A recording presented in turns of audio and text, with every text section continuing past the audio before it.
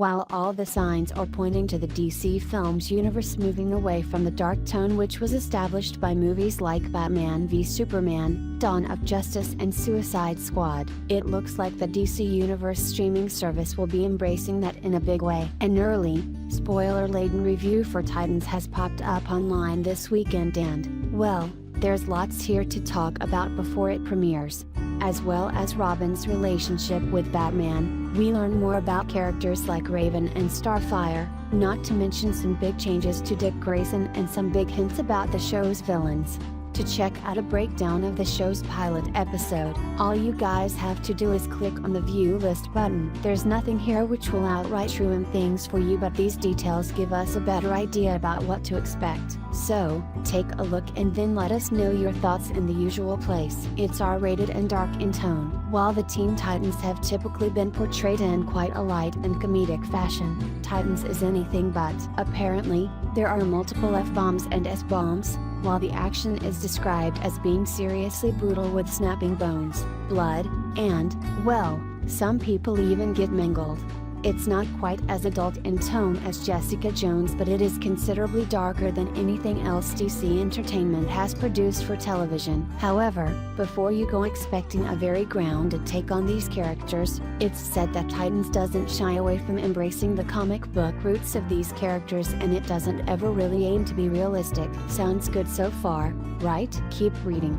Introducing the heroes. It's said that the pilot puts the spotlight on 3 heroes: Robin, Raven, and Starfire. However, things kick off with a flashback as we pay a visit to the Flying Graysons and the night Dick Grayson's parents were killed. We also get a taste of Raven's unstable psyche and untapped power. It sounds like she has a deeply disturbed and demonic individual residing inside her, and everyone is aware of how strange she is. We see that she's bullied in school, and it sounds like that will play a big role in her arc. It's also said that her introduction leads to the appearance of a mysterious hitman known as the Acolyte. Not much is revealed about what he's up to, but he prompts some change within Rachel's life that launched the entire show into motion. Needless to say, fans are sure to have some theories.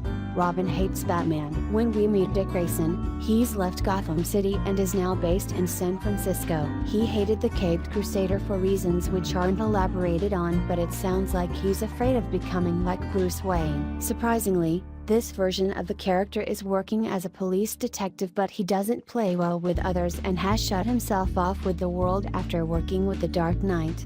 Why he hasn't ditched the Robin persona to become Nightwing isn't clear, but that could be something which happens over the course of the season, especially as we know Jason Todd will be showing up.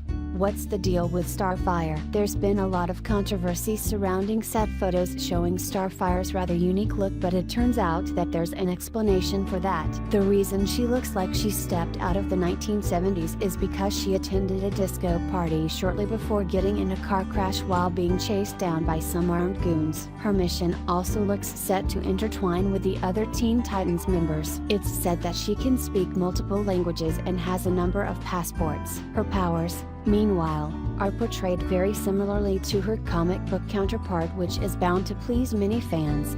How things wrap up. Apparently, the end of the pilot features some huge surprises and what the site describes as the absolute greatest. The most jaw-dropping moment of the pilot happens here, and it's so good. That's presumably referring to some sort of big reveal about who the show's lead villain will be, but it seems we'll have to wait and see. The reviewer's overall impression seems to be very good, so it doesn't sound like the show is going to disappoint when it hits the DC Universe streaming service later this year.